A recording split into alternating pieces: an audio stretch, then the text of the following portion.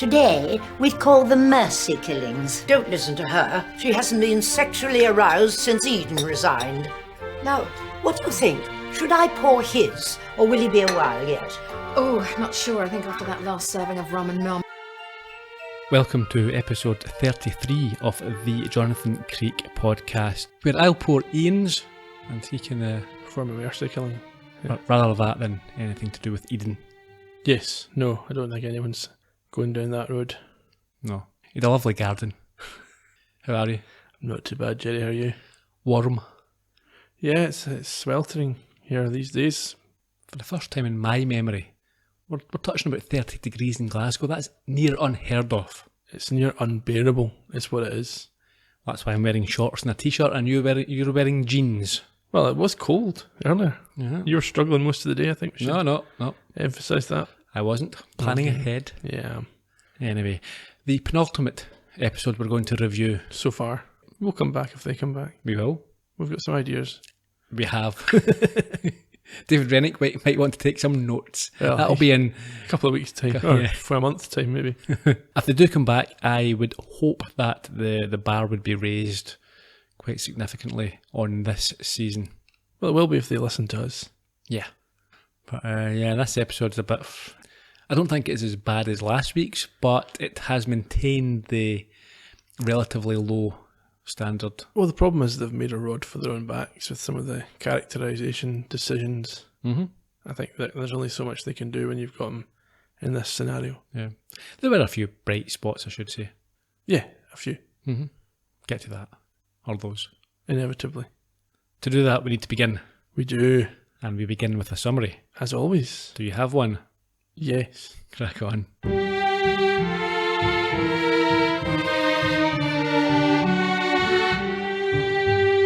In The Curse of the Bronze Lamp, Polly and Jonathan face a series of puzzling circumstances as their cleaner first appeals for help disposing of the body of a male escort who's died in her bath, and then for help figuring out how an expensive watch has come to be under her pillow. When the watch is linked to the recent kidnapping of a politician's wife, there is no option but to involve the police.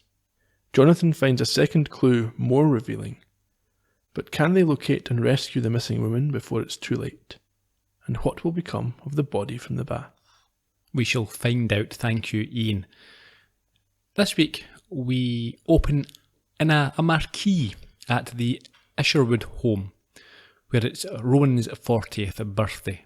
Yes, he's the politician I mentioned in the summary, and his wife Lindsay is there blowing up some balloons and taking some calls in a very unnatural way.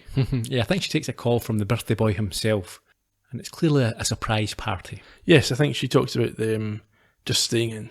Yeah, which is not that believable if it's your 40th, and especially, I think, with their obvious resources. You wouldn't expect that a quiet night in with a takeaway pizza or something would be on the cards. You would immediately suspect something. I think, yes. Okay, so what happens is we're at the gatehouse. Yeah, we get ominous music as a DJ's van approaches, and it's stopped by some security guards, and it reminded me a bit of the previous episode, The Sinner and the Sandman. In what way? There's sort of a flip, where the person you expect to be the bad guy is not the bad guy. Okay. So in this case, it's the security guards who you expect to be set upon by these DJs, but in fact it's the other way around. The security guards sit about them and take their van. They do. I mean, they incapacitate them by clubbing them quite violently. Well, you say that, I assume they murder them because we never hear from them again and we don't see them in the dungeon. Yeah, let's assume that. Yeah. So they head up in the van to the house. They do. I should maybe clarify in case anyone wasn't sure what I meant there. The flip's like with the burglary, where you thought it was the couple that were tied in the room, and it wasn't. Inside the marquee, as they unpack their gear, they talk to Lindsay, and we find out more about her and her husband. Remind what he does? Secretary of State for something in the government. We can but hope. One day. At the moment, just a junior minister at the Home Office. That's what we need. Sorting out all the villains. Oh! And your face? It was Carl you recognized. Didn't you say? One of those computer magazines the other week. You were on the front cover. Oh, that. Yes. It was just, I developed this new fractal compression codec to combat generation loss through chroma subsampling. Lot of fuss about nothing. Yeah. Lindsay Isherwood, top solutions analyst. Voted #1 in the country by experts. What did they call you? Some kind of problem-solving genius? Don't think we need to go there. What did Newton say? Standing on the shoulders of giants? Real, inspirational genius for me is when we take those very first steps into the light. Like the day when man comes up with that very first primitive alphabet, or a system of smoke signals, or semaphore, He's essentially finding new ways to repackage information, to reinterpret and convert it into simpler forms of readily transmittable data that conceptually are the basis of all modern communication. Oh God, I seem to have wandered into a Melvin Bragg interview. Help! Look, I've got 2 hours before my husband's back. First guest will be here at 7. Gonna have to leave you to it while I go and make myself presentable. If you need anything, just give me a shout. After hearing that, I'm quite happy that she's kidnapped. Well, the problem I think with this scene is that none of them have learned how to speak like humans. No. It makes things difficult and awkward, but also perhaps her lack of... Social skills? well, I don't know, yes, maybe social skills, yeah.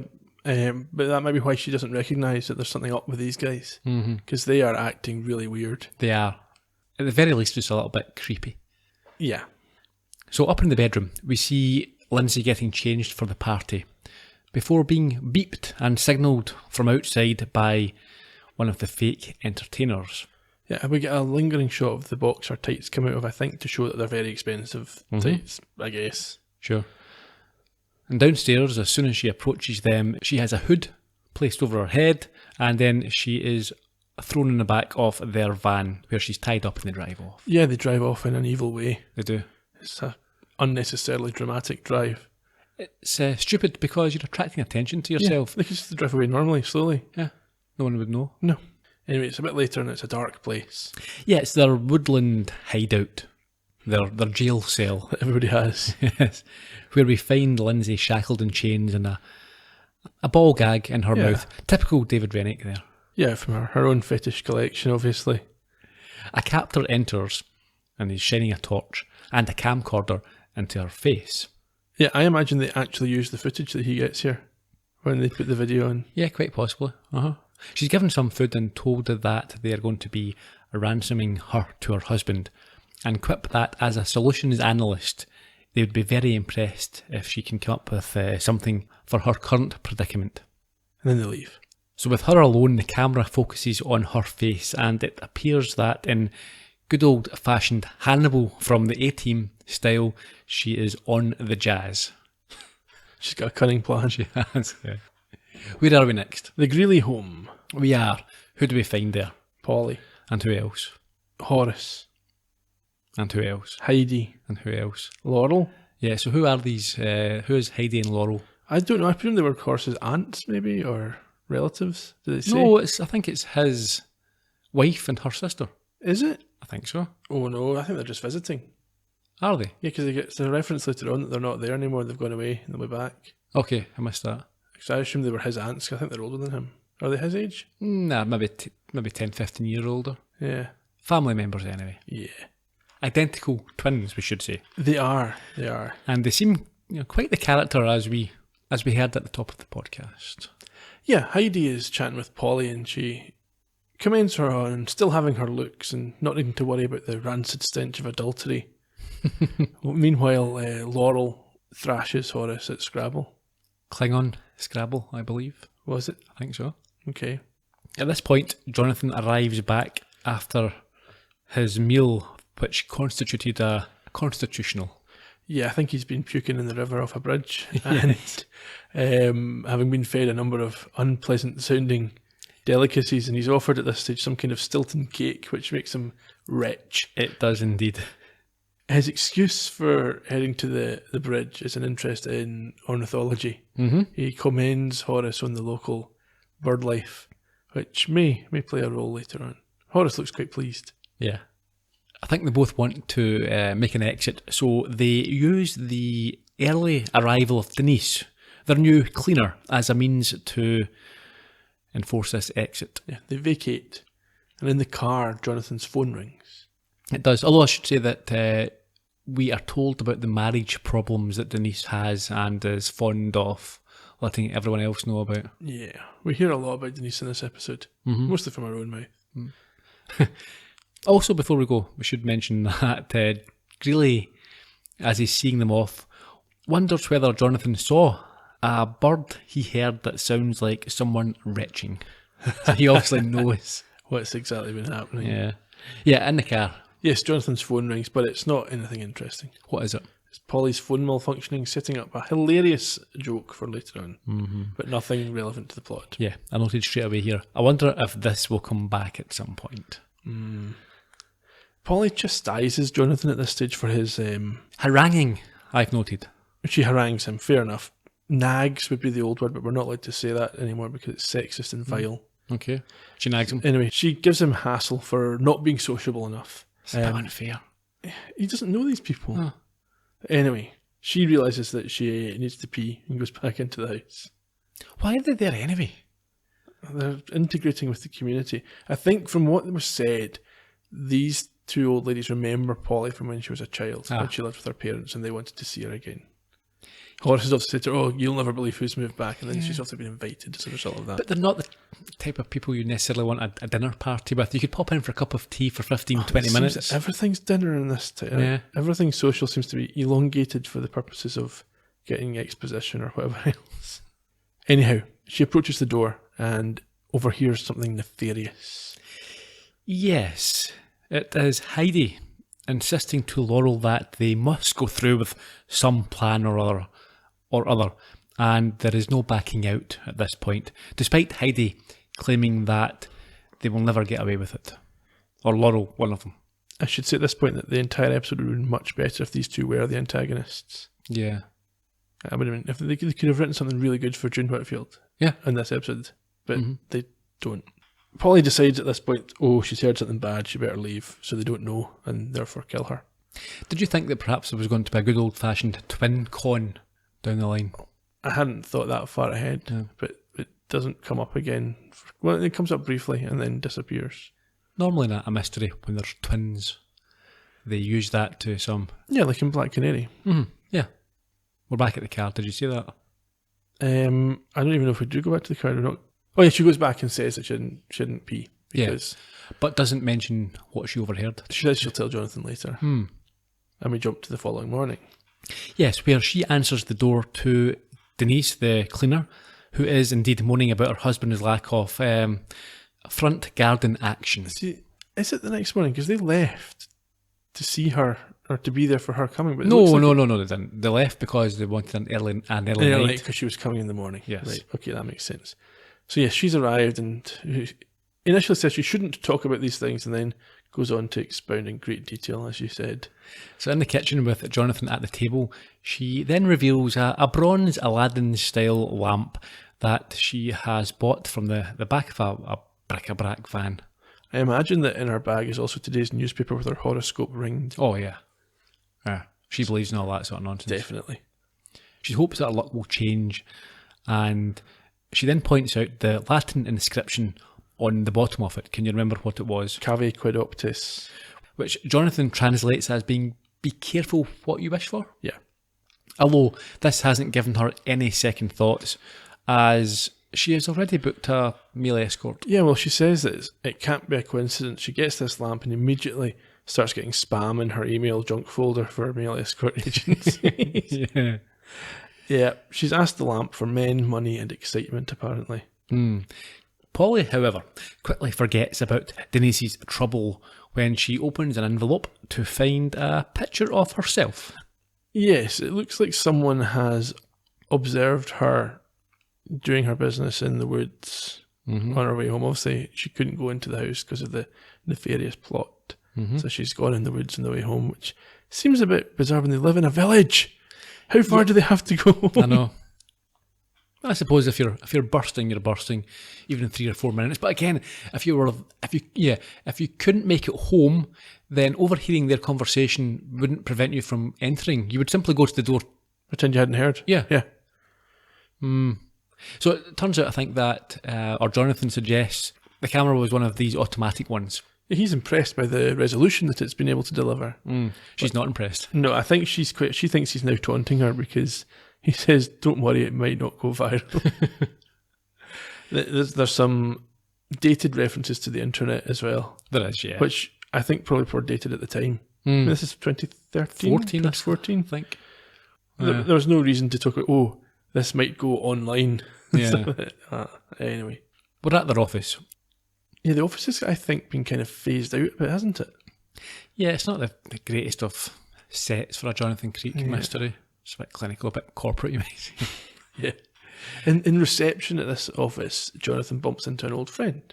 Yes, Daisy, who reminds the apparent legend of a very successful evening 6 years prior when Jonathan pulled something out of the bag. And they both laugh at the memory as a puzzled and starting to get jealous Polly listens on. Yeah, she's very touchy, Polly, isn't she? Not as touchy as Jonathan's been, obviously, in this situation.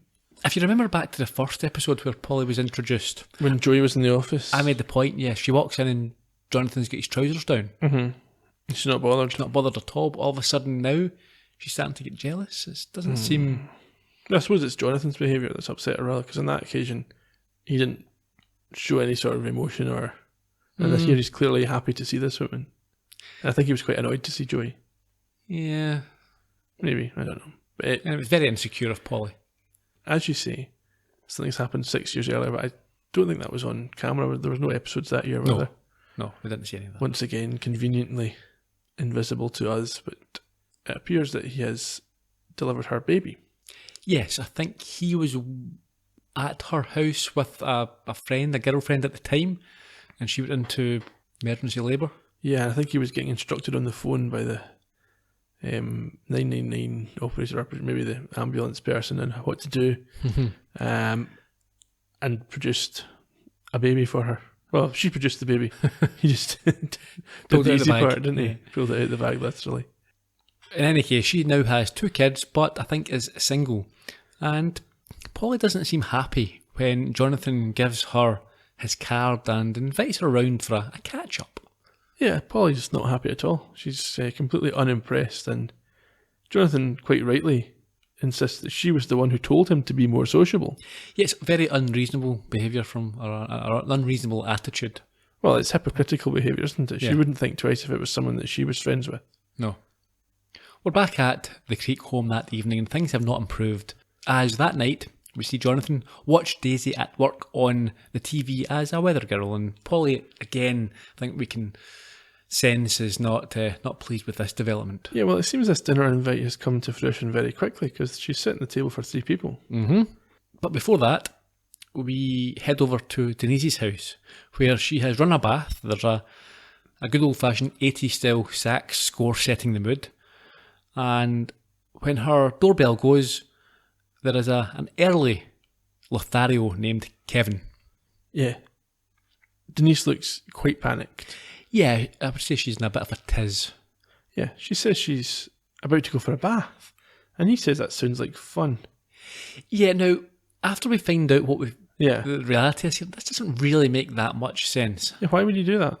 You wouldn't. I'm having a bath, your mate has sent you round, and it's not like I've had a few drinks after whatever and things have progressed over a period of time. Yeah, he's just immediately jumped right in there. Yeah. I mean, maybe Dean's been saying to him, there's not much going on at the moment, it's all a little bit...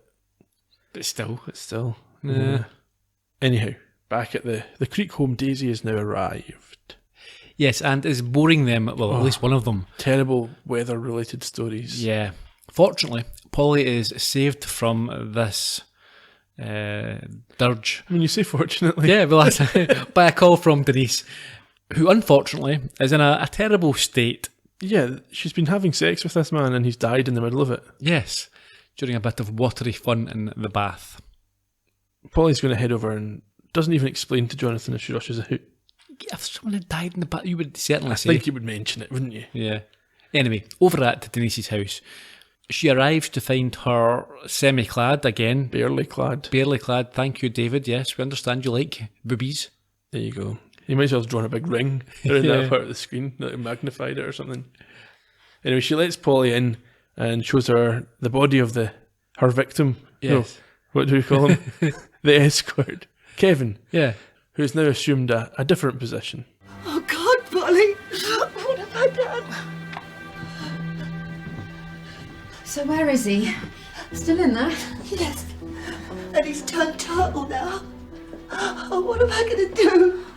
Turn turtle? I was trying to see if there was some way I could get hold of him. I don't know. So if you run for the police or an ambulance? I can't ring the police. Say what? I've got a dead male prostitute in the bus. They'll need 2 ambulances, one to take me away after Dean finds out. He's not going to see the funny side of this.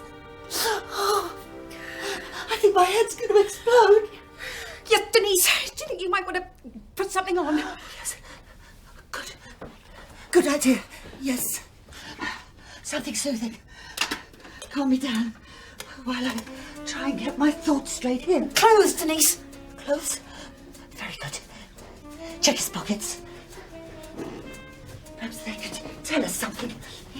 Oh, here we go. Envelope. Looks like a gas bill. Mr. K. Perry, 13 Bishop's Row, Lower Drayfield. Okay. Here's what we'll do. I think I saw this somewhere. Might have been a cracker or a Midsummer Murders. We drive him home in his car and fill up the bath. And then we just leave him for someone else to find. If we could put him in a sack. Mentioned at the start of the podcast, there's a few highlights, and I think Denise would be one of them.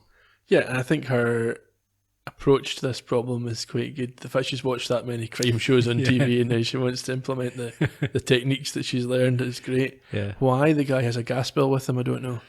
Yeah, I mean, you get it delivered to your house. I don't think you ever take it out with you. Unless you had to prove your idea, like you're going to the bank or something. Maybe. Could be. Very fortuitous. Very. Yeah. I also like the fact that it didn't go for the obvious. When you're watching this, you think that this plan of theirs is going to result in a body being dumped in a neighbour's house.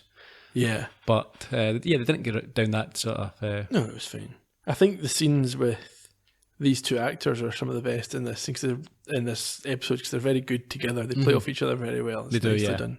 So, ignoring Polly's protestations, they do indeed take Kevin to the address on the bill and struggle with him up to the bathroom where the plan is executed. He wasn't executed. Well, we don't know. They run a bath, slide them in, and then go back outside and stand in the front garden for 10 minutes. No. There's something you missed there, vital. Oh, the phone. Yes. It's not that vital, is it? Well, I've got to It doesn't discuss come up again for quite some time. What happens? Okay, while they're putting the body in the bath, Polly's malfunctioning phone dials Denise's house. Mm-hmm. For no apparent reason, because she's not phoned Denise from that phone or anything like that, has she? That we know of? Denise phoned her on her landline. Yeah, but they could have been communicating. Maybe. Yeah, anyway, so a message is left on the voicemail or the answer machine. Essentially a confession. Yes. It's good because domestic violence is always funny and she thinks her husband will be violent towards her as a result. Yeah. Back outside, as I said, they spend a bit too long standing outside the front of this scene of the crime. Mm-hmm. Or the new crime. Where Denise thanks Polly for her help, but Polly is distracted by what she thinks was a pink butterfly. Very unusual at that time of night. Yeah. But she agrees not to mention any of this to anyone. Of course, we cut to the Creek bedroom where she does mention exactly what went on. Jonathan here baffles me.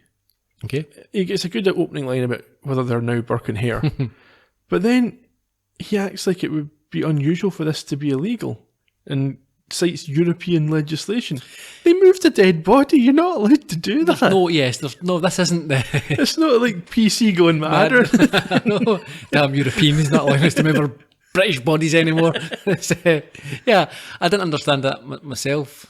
Yeah. It's obviously a crime that they've committed here, and first of all, not reporting the death. Second of all, moving the body. Third of all, killing him in the first place. Yeah. And fourth of all, he does actually mention that what if they've put him in the wrong house? Yeah. Well, Polly thinks he's winding her up again. She's confident it's not wrong because the key worked. Yeah. And she changes the subject to Jonathan, and again has a go about his new friend. I may have moved a dead body, but you like that girl a wee bit. Yes, but you have a friend who's female. Yes. That makes us even. He's left to reflect on the madness of her outburst.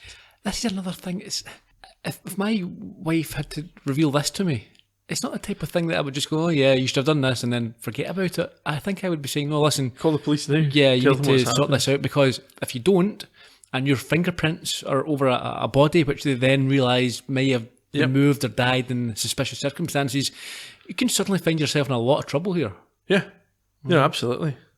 Well, she had the latex gloves on because Denise didn't want her to leave any presents for the soccer Yeah, team. it'll be exactly. It'll be. She's got long blonde hair. Yeah, it could be anywhere. At least now Jonathan won't think she's having an affair with the man when her DNA shows up.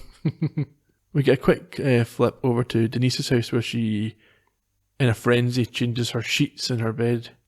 Yes, and the scene ends with the camera focusing on the lamp, obviously hinting at the Magical power. yeah. And the next morning, we see her wake in an empty bed, but finds a watch under one of her pillows. The door is locked, so therefore she can't explain how it got there. No one could have got into it. It's not hers, you know. Later, we see Polly with Jonathan as he tries to work out what and how the watch could have got there. So they've arrived at Denise's place. Yeah, Denise blames the lamp for this. I think she thinks it's some sort of curse on her now. Yeah, but the obvious explanation is that Kevin was in that room, but Denise insists that he never set foot in the place. And she only changed the bed sheets because the whole house, or the whole the situation feels a bit seedy to her. I can understand that. Because it was. It was, yes. Yeah. Yeah. You got a male prostitute round to your own house. You didn't bother hiring a hotel room. Nope. You thought, come here to where my husband sleeps. Grim is another possible option. What do they note about the watch? On the reverse, there's a monogram that looks like a 4. That immediately stood out to me as not being a 4. Yeah, it says LI. Yeah. And why they've made the LI look like a 4? And what's their... You wouldn't, unless it was a clue in a murder mystery. Is it her? Is she his fourth wife or something? Is that what he's going for? The time on the watch, it's been set to a particular time. Well, it's at a particular time, and Jonathan suggests that perhaps it was deliberately set at that because time. the wee knob's been pulled out. Yeah, 1:05. Interesting. At this point, Dean comes home, and for some reason, Polly and Jonathan make a sharp exit. Yeah, I think it's very awkward, isn't it? You know that his wife has been with a prostitute. I suppose from his point of view as well, why are these people that you clean for in our house? Yeah. What's going on? We get another quick cut to the Creek home where Jonathan is asking Polly some questions. Yeah, I think she is reading about Lindsay's abduction on the BBC website. Well, he is scribbling down variations of the 1:05 time. Yeah, and at this she finds this monogram On the on the video. website, which is conveniently... Oh no, it's on I think it's an image on the website report. Right. Convenient. But yeah, she does, and matches it up with the one on the watch. Yeah, I think he'd asked her if she noticed anyone in the vicinity when they were up to their foul deed the previous night. She says no, but does mention the supposed or apparent pink butterfly. Yeah. They watch the first video of Lindsay again to see if the watch appears, and it does. She's wearing it. Yeah, and I think they both, at the same time, work out that 1:05 is not the time, but a date, the 1st of May, which is... It means May Day. Yeah, a bit on the nose. It's terrible. It's bad cluing. And they have worked out that the LI is not for it's Lindsay Isherwood. I mean, once you work out it's her watch, the May Day's irrelevant, isn't it? Or is it? Well, if you work out it's her watch and you know she had it on in the dungeony bit. Yeah, but they worked out the May Day before they saw the video. So anyway, they watch the video, which has been released by her abductors, which offers more questions than answers. How does that work? What, they took the watch off her? And then miraculously planted it under the pillow of a woman goodness knows how far away, who's got nothing to do with anything? What would be the point? Fairly obviously no point whatsoever. Far more point if it had come from the victim. What? Now, how desperate would you be in her shoes to send out some kind of cry for help to anyone who'd listen? Right, when they've got her locked up, chained up and handcuffed in a completely airtight dungeon. I mean, from the look of this, she can barely move from the spot. I know, on the face of it, an utterly fantastical notion. But what do we know about Lindsay Isherwood, about her famously inventive mind, her proven ability to dig her way out of any problem that's thrown at her? I mean, clearly she's unable to speak or even write to anyone in there, but what if she'd managed, by some amazing lateral process we can't even begin to imagine, to send some kind of coded SOS to the outside world? 105. It's not a time, it's a date. 105, the first of... Oh, God. Mayday. I'm glad I spoiled that before we heard the clip, because it would have been doubly disappointing if you were building up to it. The phone that we heard at the end of that clip is Denise once again. Yes, telling Jonathan that the escort agency couldn't take her money the previous night due to some credit card processing issue, and therefore no one was actually sent round by them. Well, that's good. So she's not had a prostitute in the house. Okay, yeah, that's every cloud. Yep. But they now have no idea who Kevin was. Although Jonathan does reveal that they know who owns the watch. Yes, and that leads to one obvious destination. Where? Police station. Indeed. Finally, for once. Where an uppity Mr. Isherwood confirms to one of the cops that the watch is indeed Lindsay's and demands to know who Jonathan, Polly and Denise are. You would do? Yeah, you would. Who are these folk that have stolen her watch? What have they done with the body?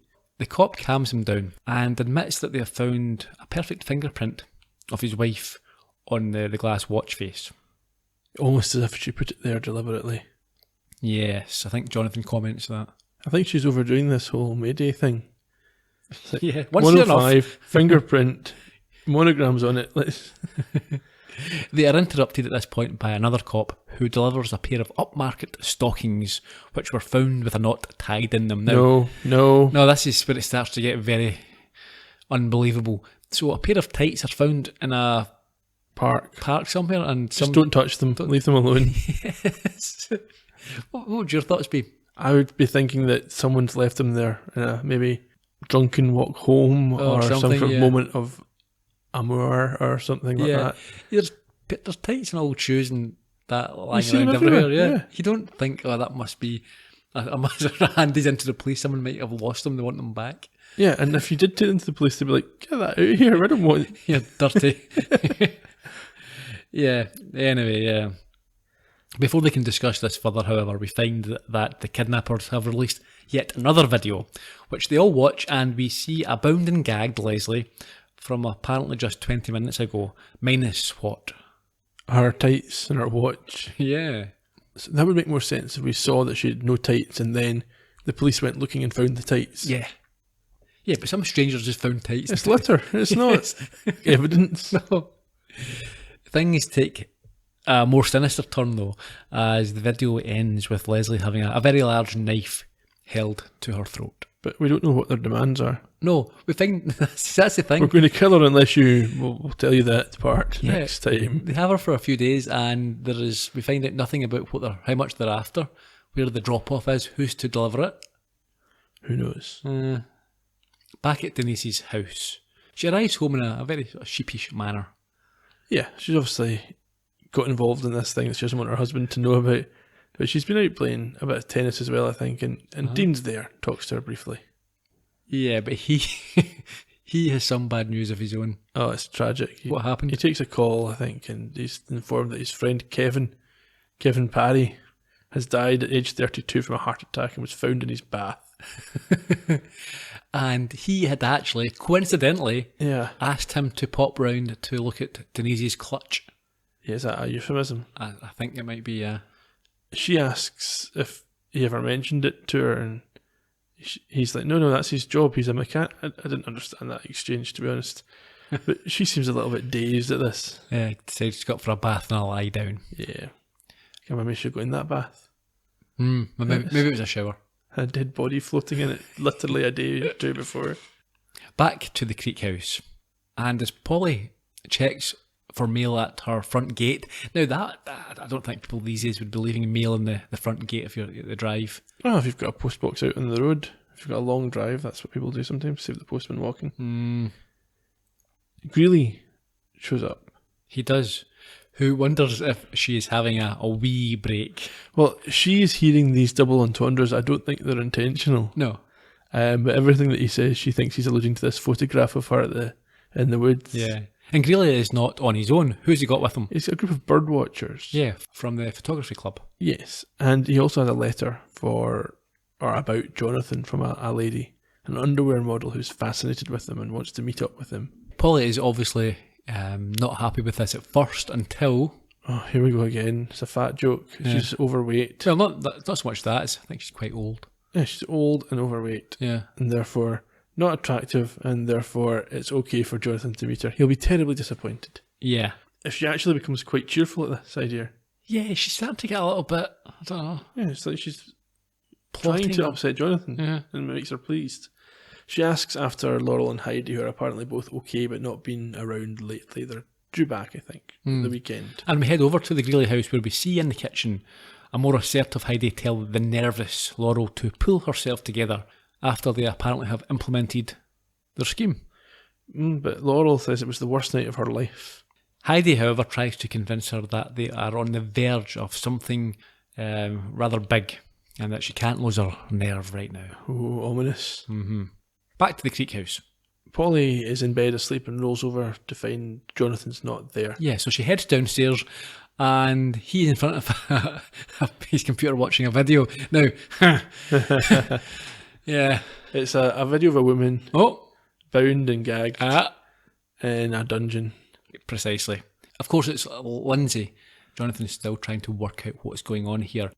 He gets a magical leap in a moment here, doesn't he, when they start talking about it? Yeah, what's that? He realises that the knot in the waist of the tights means that she can either see or smell a waste processing plant, probably see it. Now, number one, no. Number two, I would have thought, even if you identified that it is a waste plant, that smell would be far more likely than sight. Yeah. You were saying I can smell the waste rather than I can see, or certainly you wouldn't want to assume that she can see it. That would be a bit of a leap. I agree, but let's take it a step back. That clue is so tenuous. There's no... If she's relying on that to save her life or to be found, she's dead. Yeah. And there's no way someone is getting a knot in that and working it out from there. It's just ridiculous. Tights, the fact that tights even have a waist is just completely coincidental to the... Yeah. Anyway. Polly moves on to the bedroom and Jonathan joins her and she tells him about this underwear model. I think he's already heard directly from Horace. Yes. He's made an arrangement behind her back to meet this model the next day, I think, or Next morning, yes, because I think he says they're going into work after lunch, so he's got time the next morning. Although he's a bit confused by the reply he gets from Horace to his most recent text. Yeah, which has 3 exclamation marks. And Jonathan, I didn't accept this. He says that exclamation marks are, I think, the red nose of text messages. He's trying to make a bad joke funny. No, it's trying to emphasise a point. I don't ever send a WhatsApp or a text message and try and use an exclamation mark to signify humour. No, once again, they're talking about this as if it's pre-emoji days, but you would have an emoji if it was humour. Yeah.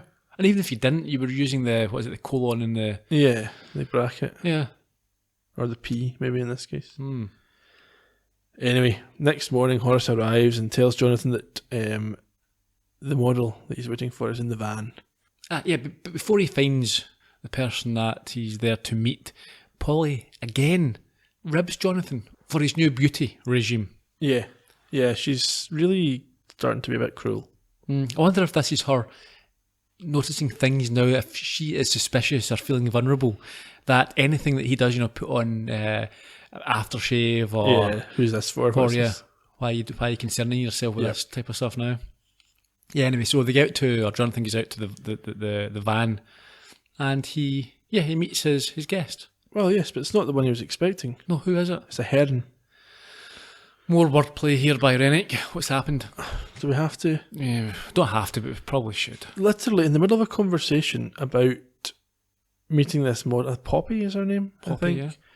Jonathan says to Horace to bring her on Monday, but he's missed out the space between her and on, so Horace has brought a heron. But he had also at the same time agreed for an underwear model to meet him. So it's not... What do they think about that? And what is the model and the heron? Are they both called Poppy? No, the heron's not called anything. It's just heron. It's a heron. It says bring heron Monday. So, but he mentioned Poppy in the... Yeah, it's in the. That's what Jonathan says at this point. It's a non sequitur. It doesn't follow. I'm No. talking about Poppy, and then you think I'm dropping that conversation to talk about a heron. Yeah. And Horace is quite confused because he thought obviously he was bringing a heron. It's just, to be honest, it's poorly written here. It's just more wordplay trying to be rammed and forced into this episode. Polly thinks it's hilarious. Well, of course she does. But we didn't mention it earlier. During the dinner party with Daisy, she had mentioned some wordplay mix-up herself. Yes. And he was reminded of that in order to work out the clue about the waist. Mm. So we've had 3 now. Yeah, that was denier and denier. Yes. So we've now had 3 wordplay It's confusions. out of control. Yeah. It's wordplay gone mad. With that and boobs, female form, he's obsessed. Imagine he could do a play on the word boobs. Oh, don't put any ideas into his head. We know he listens. Maybe I'd probably not anymore after the last couple of episodes. Anyway, Horace, Polly thinks, will have been very disappointed at Jonathan's reaction. But she assures Jonathan he can meet Poppy soon. She's got more devilry in mind.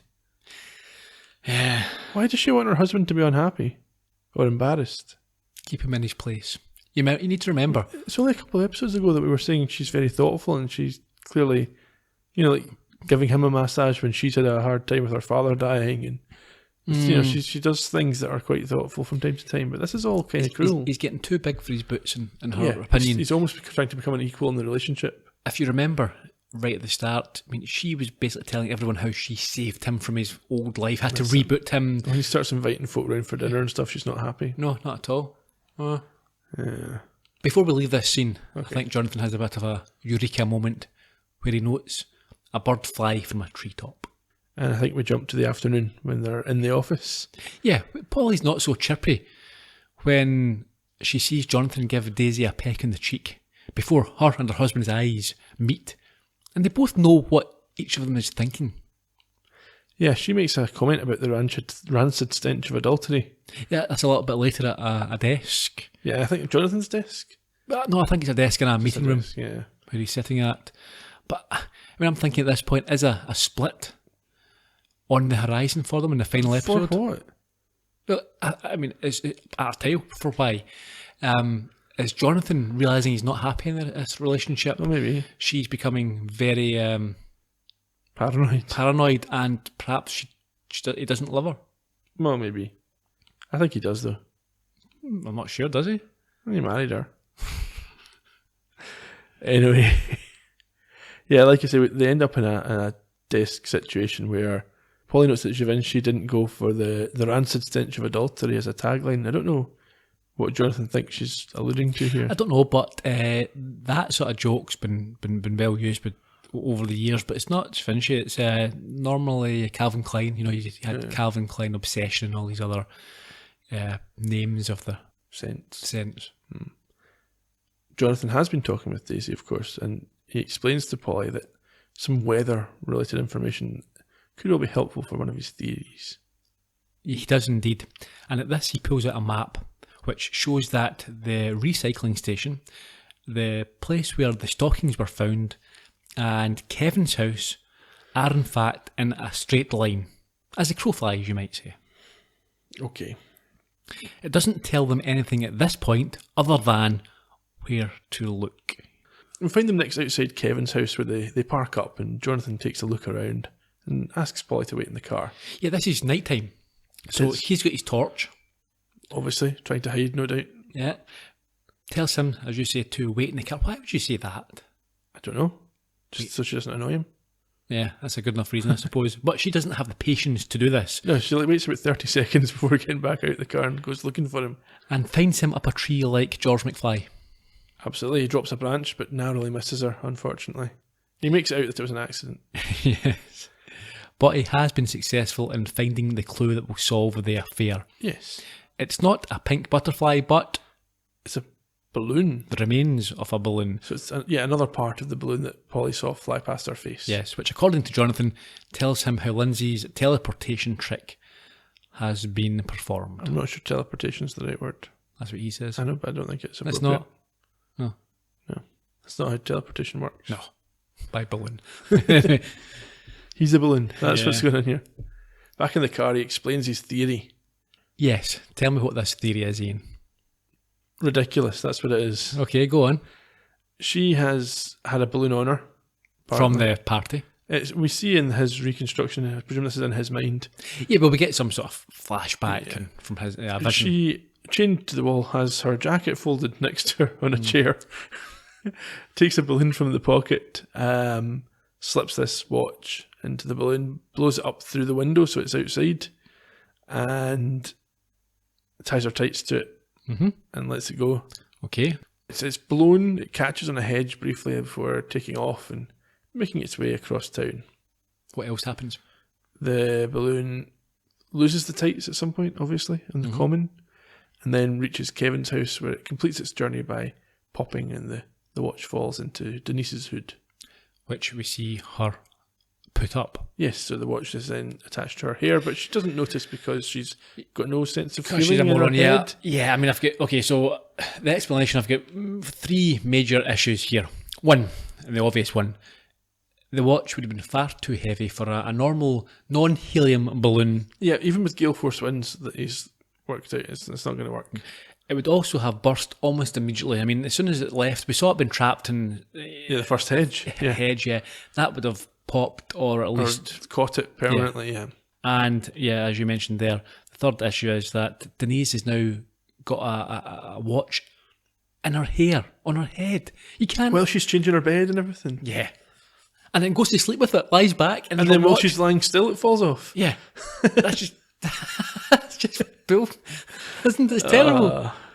That was just the most implausible nonsense I think we've had in Well, you Jonathan see the Cage. most implausible. We've got an even worse clue still to solve in the next scene. Okay, tell me about that. Well, the next time we see them is outside the local pub, and Jonathan's still thinking things over. Before he has a eureka moment. But then look at her options. She's done everything humanly possible. I guess there was nothing else of any value she could tell us. That other video, when she seemed to be rubbing her knee, there was a second clue we never spotted, because the way that dog had been at them distracted us from a hole in the knee. A ripped knee, a tear in the knee, a torn knee. Oh. Unbelievable. What?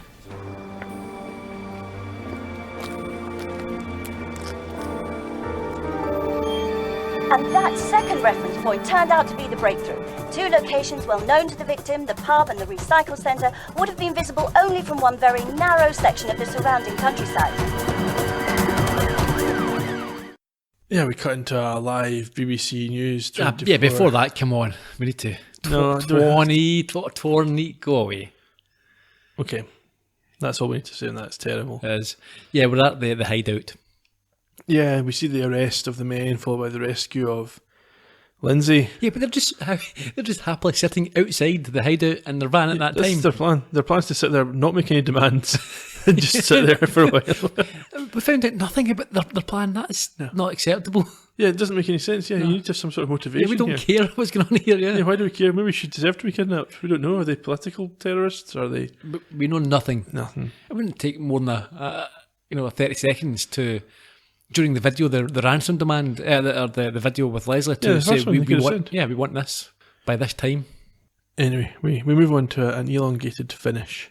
Yeah, in high spirits, for some reason now, Polly suggests a celebratory meal, but is interrupted by Denise, who is cleaning nearby and admits that they have saved her sanity, though she has no intention of telling Dean about what went on.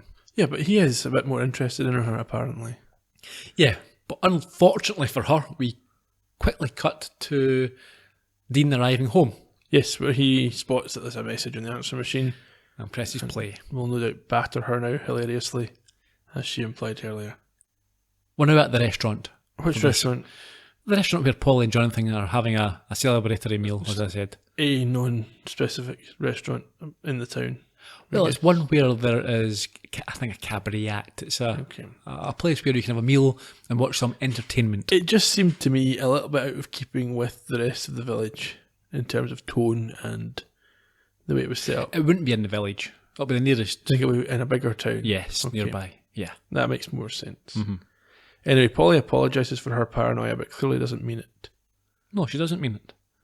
But before they can discuss it in more detail, the lights go down and the patrons are introduced to the first of the evening's open mic acts. It's a double act. It's Heidi and Laurel. And yeah, there are a couple of supposed comedians. It's a comedy in inverted commas here. Yeah, it's not funny. No, none of the things that they say are funny. No. But good on them for giving it a go. Yeah, sure. Afterwards, they are complimented by Polly and Jonathan. And he commends them on not going for the obvious play on their names. Yeah, Laurel and Heidi. And they're quite impressed with this idea and go away thinking about it. Yep. They, though, have something to tell Polly. Yeah, I think it's a bit of a relief, if you excuse the pun. Yeah, they sent the photo. It was meant to be funny. They'd put a comedy balloon on it, but it fell off. In the envelope, yeah. But then Polly said there was no note in the envelope, so she obviously didn't look very hard. No. And I don't know why they thought it was funny in the first place. They should have destroyed that photo and not sent it to her. That would have been better. Mm-hmm. They're not as funny as they think they are. I think that's the key point here. Yeah, they're terrible. Yeah, and the scene ends with the lamp being placed on the table. I think Denise has given it to Polly. Yeah, and Jonathan takes a call from Daisy, who I think they're going to go and visit her for dinner shortly. Yeah, with some bad news. Yes, there's been some flooding at the house. She's fallen and broken her leg and dinner's off. Yeah, she's going to be on crutches for 3 months. So she can't have visitors. No, and as Jonathan leaves the table, we see Polly gleefully give the lamp a devilish little kiss of gratitude. She's obviously an evil person if this is what she's wished for. Yeah. And also, is the lamp, are we taking from this is a real magic lamp? Yeah. Because Denise got the 3 things that she wished for. Mm-hmm.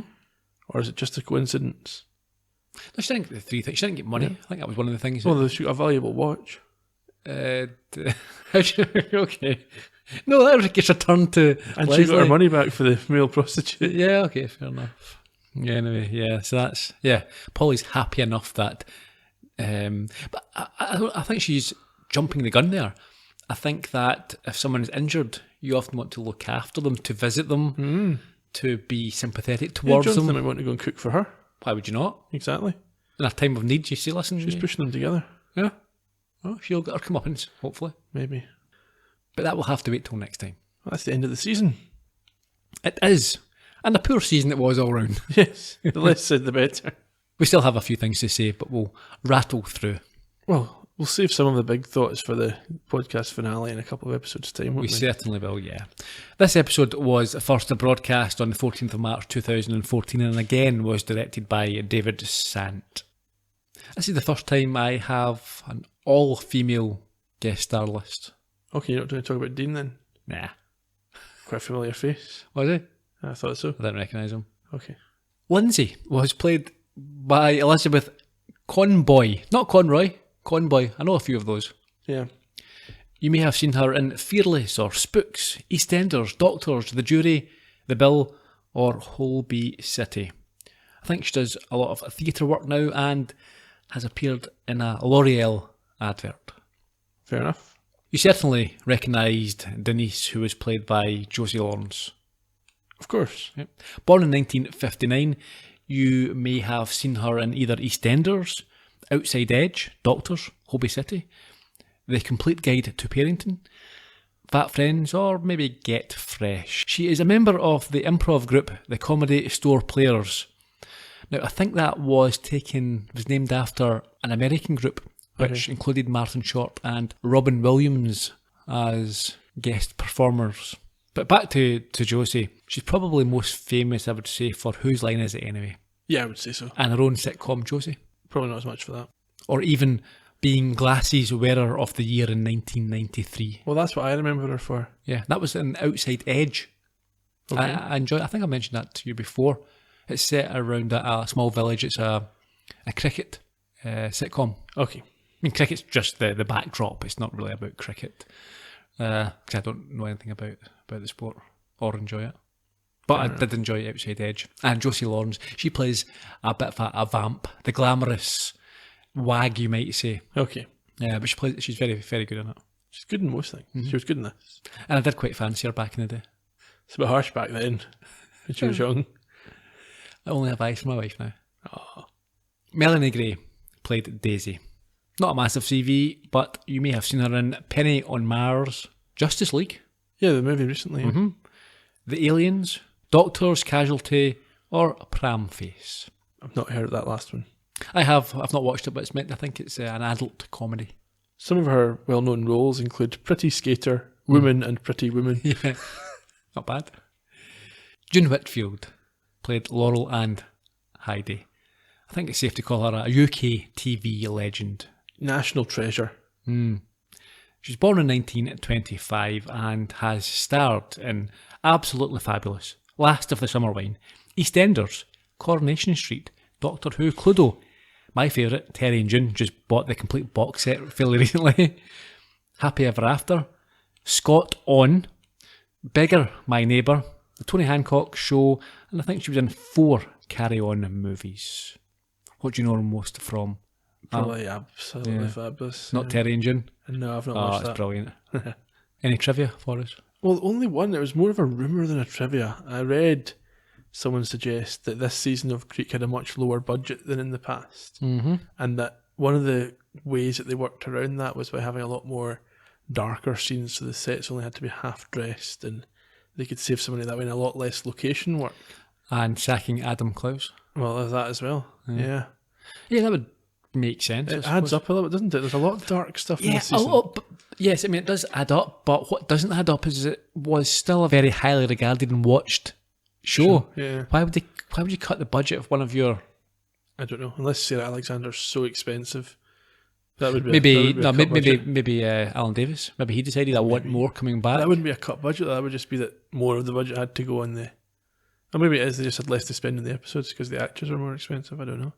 Let's not besmirch their name. We don't know that. Oh, no, they very much deserve more money.